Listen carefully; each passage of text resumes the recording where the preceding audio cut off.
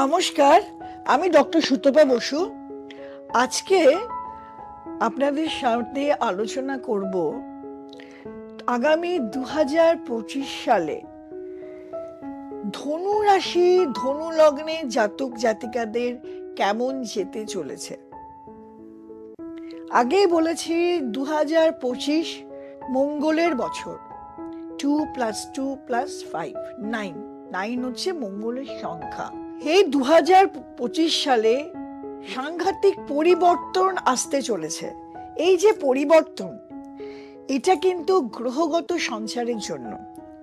এবছর 4টি গ্রহ, আমরা মেনলি অ্যাস্ট্রোলজিক্যালি চারটি গ্রহের সঞ্চার নিয়েই আমরা কনসার্ন থাকি। যে 4টি গ্রহ দীর্ঘমেয়াদী এবং তারা এক একটা রাশিতে অনেক দিন করে চলে। যেমন শনি 2.5 বছর করে একটা রাশিতে থাকে, বৃহস্পতি 1 বছর থাকে এবং রাহু কেতু 1.5 বছর করে এক একটা রাশিতে থাকে। কিন্তু আমরা ধনু রাশি, যেহেতু ধনু রাশি বা ধনু লগ্নের অধিপতি বৃহস্পতি এবং এদের চতুর্থাধিপতি মীনের অধিপতিও বৃহস্পতি, এই বৃহস্পতিকে আমরা দেখব রয়েছে শুরুতে 2025-এর শুরুতে এই বৃহস্পতিকে আমরা পাবো বক্রী বৃহস্পতি বৃষয়ে। এবং এটা তো খুব ভালো ঘর নয় বৃহস্পতির জন্য, শুক্রের ঘর, এবং এটা ষষ্ঠ। আজ ধনুর জন্য 6th হাউস হচ্ছে বৃষ, যেখানে বৃহস্পতি বসে আছে বক্রী অবস্থায়। তো এখানে কিন্তু আমরা খুব ভালো ফল আশা করব না বা খুব ভালো ফল দেখব না। এখানে আমরা অসুস্থতা দেখতে পারবো। এখানে আমরা দেখব যে কোনো রকম লিটিগেশন প্রবলেম আসছে, কোনো এনিমিটি আসছে। কম্পিটিশন হলেও যে খুব কম্পিটিটিভ ইয়েতে ভালো আসবে তা না। অনেক দিন কোনো খুব ভালো সম্পর্ক কেটে যাবে, অনেক দিন সম্পর্ক থাকবে না। এই বৃহস্পতি যখন 4 ফেব্রুয়ারির পর এর বক্রতা কাটবে, বৃহস্পতি যখন মিথুনে আসবে, তখন আমরা দেখব মিথুন মানে 7th হাউস। তখন কিন্তু পরিস্থিতিটা অনেক বেটার হবে।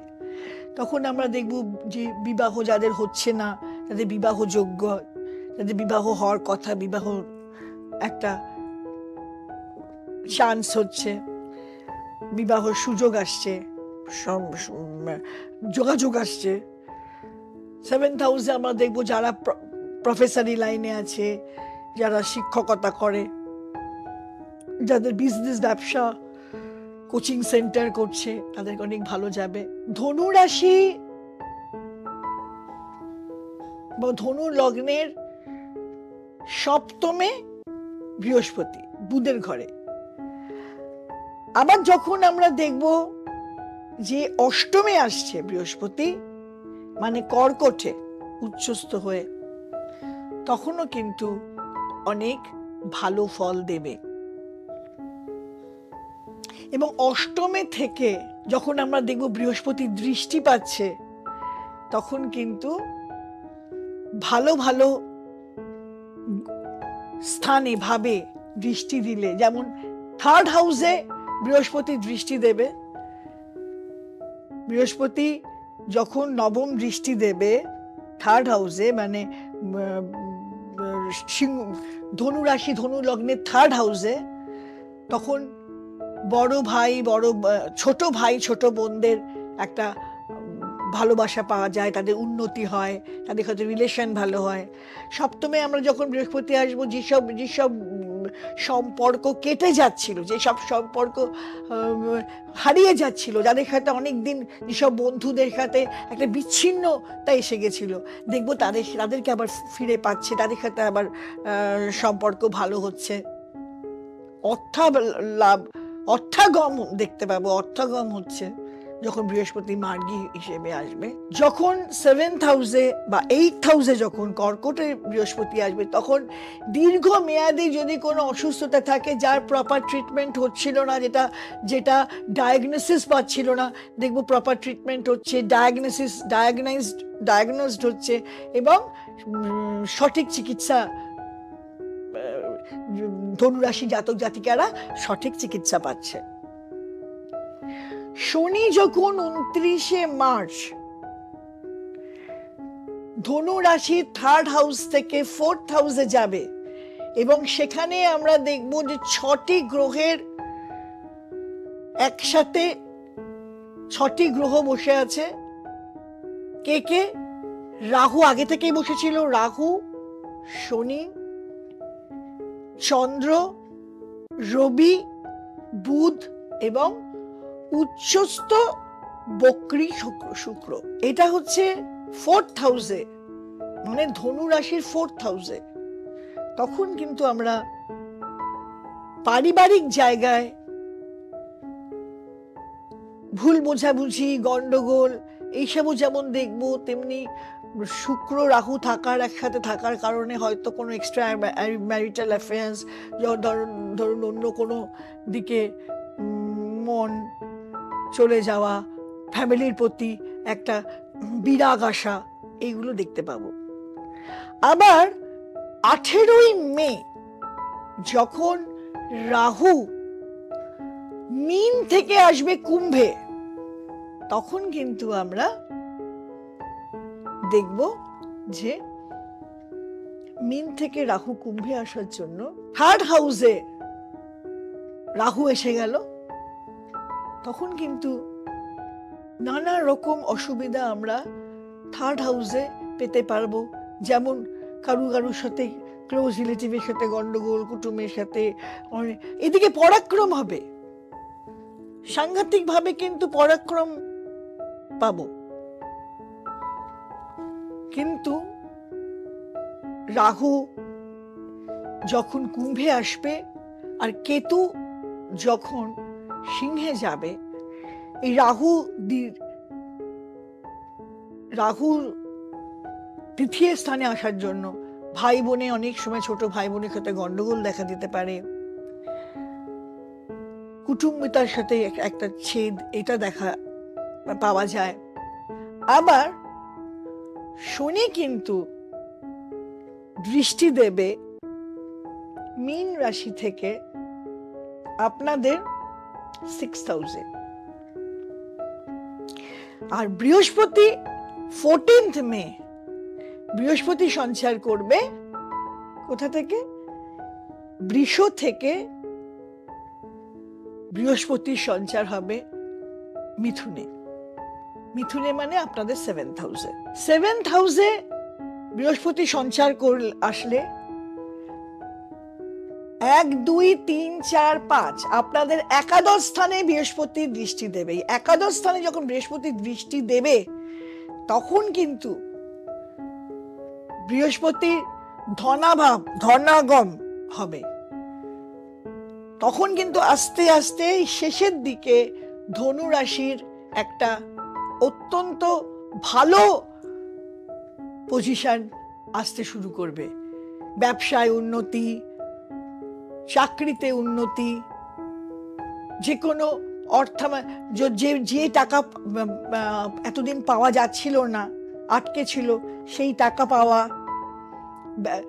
7th হাউস থেকে আমরা ব্যবসা, বৈবাহিক জীবনে যাদের অশান্তি ছিল এতদিন, 2024টা দেখা যাচ্ছে যে ভীষণ অশান্তিতে কেটেছে, এই সময় দেখবো আমরা যে শান্তি, একটা সুন্দর সিচুয়েশন গ্রো আপ করছে। তাহলে